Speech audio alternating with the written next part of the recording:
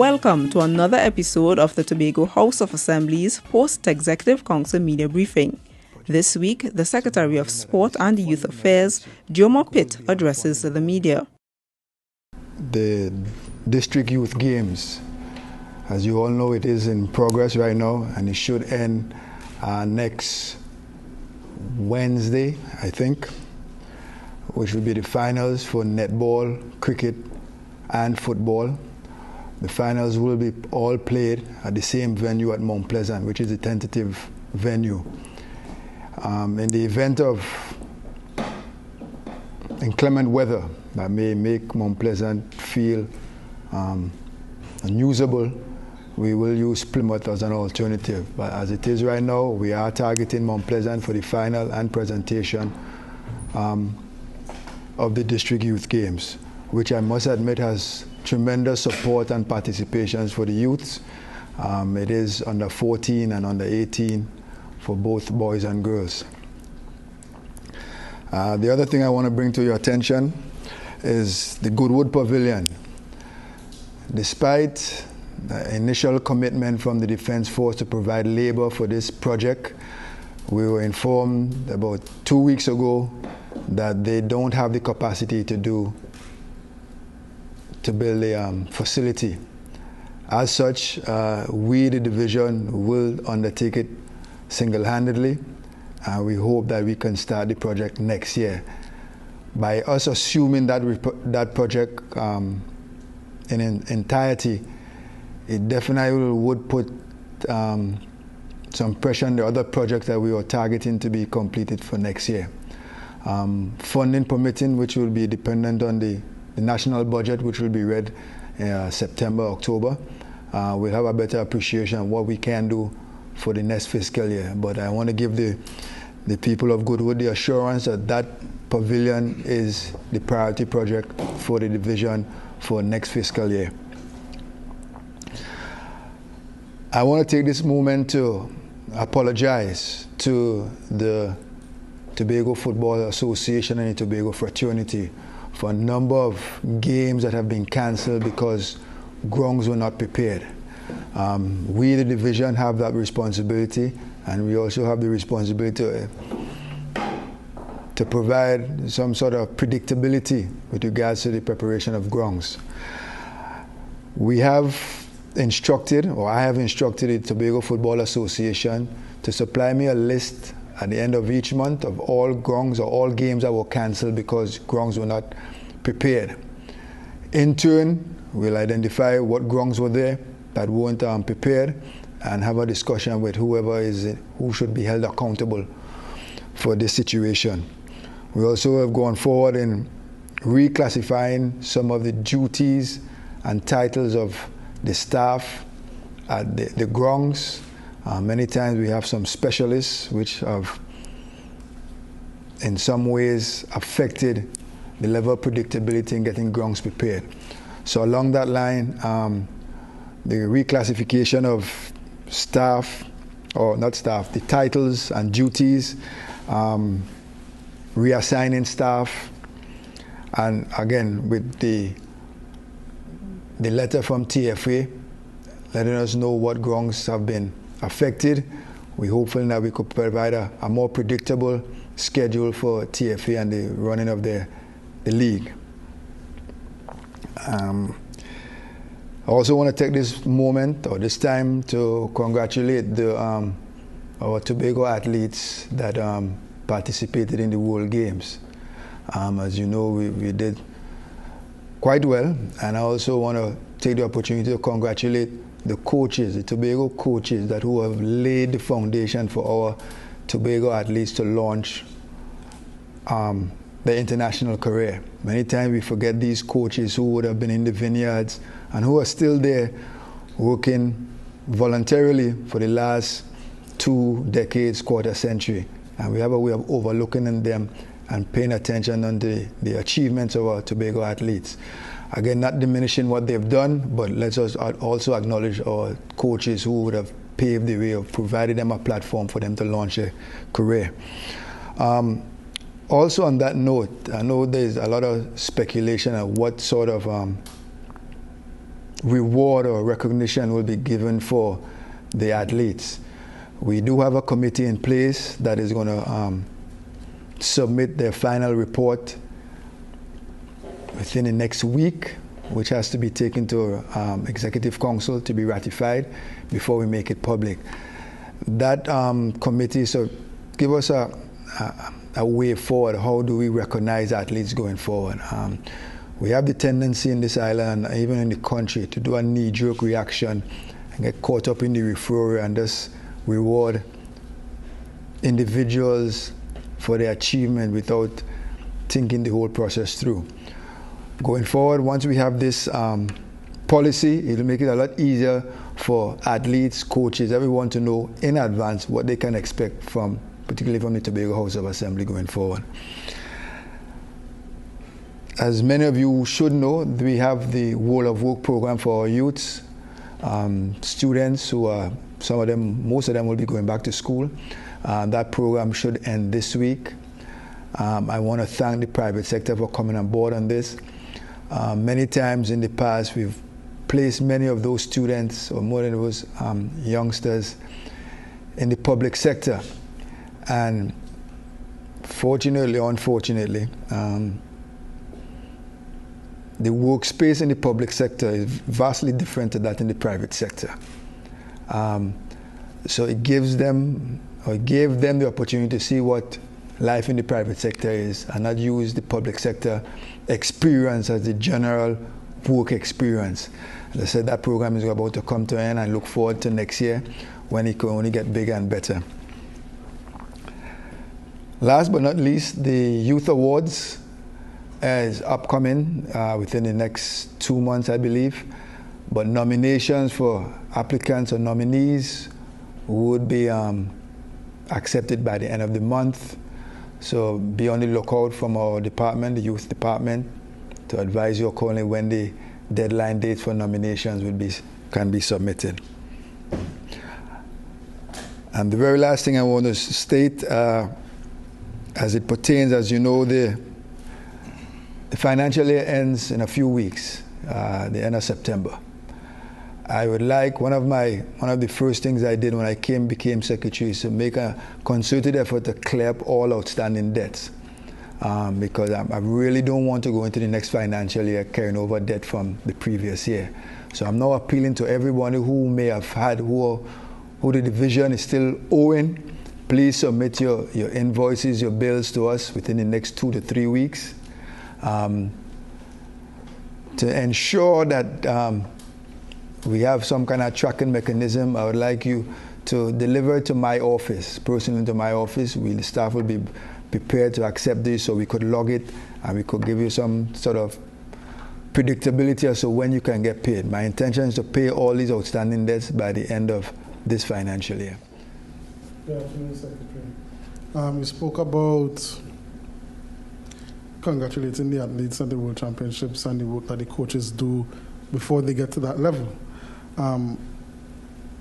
There has been a constant complaint in Tobago that we are filled with talent, and it's very, very evident at the secondary school and primary school levels, particularly when we go to Trinidad to compete at nationals. We've been winning for the past 20-something years. But there seems to be a fall-off between secondary school and going professional. There's a gap there that a lot of the vast majority of the athletes, they fall through the crack. Is the division looking at something, some sort of system that could show the athletes from young a direct path from secondary school or primary school straight into professional, where they can make a good living? That my intent is based on all the governing bodies on the island have submitted their budget for the next year. And they're all pretty much on standby, waiting for the national budget to read, for us to have an idea what kind of funding we're working with. Based on that now, we will cut, pace, tweak the way forward. One of the things I'm mandating from them is that we must have some measurable goals. What we don't have is measurable goals when we give them the various assistances given to them. So take, for example, if I give you 100,000, and you all, let's put it this way, if you get 100,000 from me, you can guarantee me 3 national athletes going forward. So we have money available, the benchmark. So at the end of the financial year or the end of this particular season, we both can sit and say, well, where did we fall down? There's a lot of speculation on what could be done, and I'm not a technocrat in that field. What I do know that, as you mentioned, the high school success, I've yet still to get a clear understanding of why there is a fall off. Not even to go, as you said, pro. Yes, we dominate the high school, secondary school, track and field. We've won it for must be close to a quarter century. Yet, on the Carifta team, the same athletes, because Carifta is made up of high school kids, we're still in the 1-1, a contingent of 50 or 60. We're not dominating, we're not even close to a quarter. Though the few that go, they do us proud. But I think we should have some more numbers. If we're dominating for 25 years, then the Carifta team should be made up primarily of Tobagonians. That is not the case. Various reasons have been given regarding that, but I dare not speculate until, like I said, we have a clear pathway going forward, and now we have some benchmarks as to what we could measure what we're doing and how successful we're doing at that. We haven't heard much, or if anything, from or about Hakeem Stewart. When he returned, no kind of celebration, Gordon and the others, Rene Crow. I mean, we have seen nothing in Tobago on these athletes and the coaches when they came back. No reception. What went wrong in that regard? Nothing has gone wrong. Lalon Gordon is still in New York. He lives in New York. Rene Crow has not come home. I think he's still playing his trade in Europe. So we have not. With regards to Hakeem, we have already not acknowledged, congratulated Hakeem. The next step is to, once we get that policy with regards to rewarding athletes, then we'll go forward on it. But so that's where we're at right now. But even a reception, I think, would have sent a good signal to the island that yes, he's being acknowledged. I mean, yes, he might have a reward coming, but what about the reception and his return to Tobago from the recent World Championships? Who are you referring to? Hakeem Stewart. Let me take responsibility for that. I'm not going to dive in. We should have, could have, would have. It wasn't done. We apologize. Going forward, like I said, is a oversight that should have been addressed. It was not addressed, but I want to give the assurance that such a faux pas won't happen again. And with respect to the committee, this committee was put in place, if I'm not mistaken, sometime after the Olympics last year or before that. And from what the past chief secretary would have indicated to us in the media, rewards or the policy in terms of guiding how they reward athletes should have already been known to everyone. What is keeping that committee from producing that policy document, which you said might come in the next week or two? I'll be speculating what happened in the last dispensation. I'm the Secretary of Sport and Youth Affairs now, so I could account for my stewardship from now. Going forward, they have been reactivated, for want of a better word. They are mandated to submit something within the next 2 weeks. So hold me accountable for that. And the committee is the same committee, is a 3-member committee, if I'm not mistaken, is it? No, it's a committee headed by Mr. Richard McFarlane, Ms. Annette Nutt, Mr. Kenny Alfred, Mr. George Leacock, and almost at 4. Mr. Durley Lucas. So it's 5 members? A 5-member committee. Okay, thanks. You spoke about the Goodwood Pavilion. and the Defense Force has basically pulled out. Yes. But at one time, didn't the Defense Force actually mobilize and started something up there for that same project?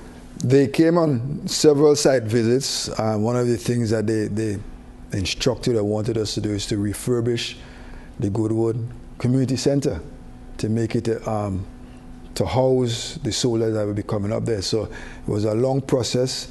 So it came quite as a surprise to us 2 weeks ago when they came in person to say that they don't have the capacity to do the project. I'm sure they gave various reasons, but I prefer to look at the bottom line. They can't do it. So no longer am I going to look overseas for help. There's some complaints from athletes, potential athletes, and just the general public, that they have nowhere to train. The stadium is not being used.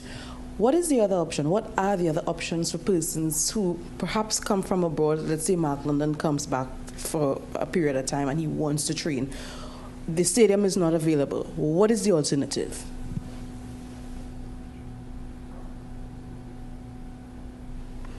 I guess this is more specific to the sport discipline that you're referring to. Yeah. All right, so this would be track and field you're referring to. Shaw Park has been identified as the ground for cricket and track and field. The use of the stadium, and it all depends on what stage in your preparation that you need the stadium for. Most of your training is normally done grass. As you're getting closer to the particular event or the meet, probably a week or two, then you go on the thing. The track is available. The gym, which I know is a perennial problem, which is something that will be addressed in the next fiscal year, is an issue. But to say that they have nowhere to train is much of a stretch to accept that they have nowhere to train. You'll be surprised that, and I'm hoping that next financial year, either myself or a team from Tobago goes to Jamaica and see what are they doing. Because I've seen some video footage of the facilities that they have. Our issue here is not facilities. Let me make that abundantly clear. It goes beyond facilities. Facilities may be one factor, but it's not the biggest factor. There is more. Jamaica is, I don't know how big, a couple million. But you think of how Jamaica keeps churning out. As great as the U.S., there's no one state in the U.S. that continues to churn out athletes, track and field athletes like Jamaica. None. Go one step further. They talk about funding. Jamaica's, from my research, Jamaica's sport budget is less than Tobago's sport budget. So money is not an issue. Funding is not the issue. It goes beyond funding. It goes beyond facilities. Something they're doing, and they're doing it quite well. We need to find out what it is. Particularly in this economic climate it is, we can't cover up with mistakes with money. It left us exposed now, so now you see where we're falling short, and we have to adjust it accordingly. But specific to the stadium, what is keeping back the work from being done where work needs to be done? Is it finances? Yes. In speaking to the Minister of Sport, he is in dire straits in Trinidad. Because as bad as Dwight York is, the other stadiums are some of them are in serious condition. As bad as the condition, but I don't think anyone's as bad as Dwight York, because we have the roofing issue, which is the biggest bulk. I have 2 documents with 2 different figures regarding the repairs to that stadium. One of them look a little bit more feasible that we could take on single-handedly. The other is far beyond the reach of the division. Again, come the next financial year when the budget is ready, we'll know. The minister and I will have a conversation. He could tell me yes or no. But rest assured that, you know, the Bible says, well, look towards the hills. It never said look across the waters. We had to dig deep within ourselves, make some sacrifices. We have the Dwight York Stadium to fix. We have our indoor facility to build. what we're going to do. We can't do both. These are the decisions that have to be made, and hard decisions. But I won't make it by myself. I have to have consultation with the Tobago Sporting Fraternity, the various heads, to give me an idea of what they think, what they're willing to sacrifice in order to make this thing happen. Secretary, you just mentioned there are some things that you looked at that might be able to be done on the Dwight York Stadium by the division. Mm-hmm. There's always been a contention that the stadium falls under the remit of Trinidad, or some parts of it. The areas that the division can address, do we have to seek permission from Trinidad to engage in that? Yep. It's their house. So as much as I rent in the house, or I have access to the house, it's still their house. I can't jump in. Granted that they will, and I'm sure they'll be most willing to allow us to take over some of the repairs, if not all the repairs. But like I said, the figures that I have one figure that said we could take over the whole thing, which I won't say I'd be more than happy, but something that we could discuss if we do it. Like I said, the conversation with the sporting fraternity has to be involved. The other figure is way out of our thing. So we would have to make some, again, decisions would have to be made, and again, not by myself, but with the Tobago Sporting Fraternity to advise me the way forward. Also, there has been talk in the Tobago space a lot about the THA attempting to get the complete rights to the Dwight York Stadium, complete responsibility for the stadium, so that we can keep abreast with the repairs and maintenance and upgrades. Is there any headway being made in that, or is it even a consideration? Again, it's hinged on, yes, we'd like to have it, but the repairs that need to be done will determine if I'm willing to accept it now. The easiest thing is to give me a whole house and say, it's yours here. You know, give me the house when it's fully repaired and stuff, and then I'll be most willing to accept it from then. Because in addition to the repairs that need to be done, you also have to take into consideration the maintenance costs, which a lot of people seem to ignore, especially when we build these facilities. Nobody seems to put the spotlight on how much it's going to cost to run this thing after it's built. And it's quite a tidy sum from what, using some of the figures I got for what's in using Trinidad, roughly 300 to 500,000 a month just to maintain it, just to have it without anybody using it and stuff like that. That is something I will have to budget for. I just can't willy-nilly go in and go 12 months, that is how much? Like $6 million. I have to budget for that. I just can't wake up one morning and say, well, let me doing this, and I'm now looking for money. I kind of back to front that MO, especially when we have no money, can't be the way forward. Okay, and one more question. I know you spoke about having to choose between repairing the Dwight York Stadium and building the indoor facility. Mm-hmm. Even if the indoor facility is pushed back, is there a timeline for beginning or the finishing of an indoor facility? By what time do we want to have an indoor facility for the public to use? I made a commitment on Channel 5, Good Morning, or Rise and Shine, that an indoor facility will be built within my 4 years. I'm still sticking to that. But, and I use it but kind of guardedly, if a choice has to be made between the Dwight York Stadium and the indoor facility, the Tobago Fraternity will make that decision. Either way, one of them will be completed within my term. So funding will determine if we could do both. If we could only do one, I'll be guided again by this Tobago Sporting Fraternity on the way forward. But one will be completed. Mr. Pitt, just one question with regards to the repairs to the roof. What's the figure? You said that there were two figures. One that you it's way beyond the THA's budget, and one that you think. Yeah, I'd rather not comment on that, because the two documents, and rather than put the source of the documents, and they came from Trinidad, one from the ministry, one from the Sport TT. there's an ambiguity between the two. I don't know whose document I should be going with. That is what I'm trying to get some clarity on. From what I understand, the stadium falls under the Ministry of Sport. It's the own, I think this stadium, and the Hasely Crawford falls under the Ministry of Sport.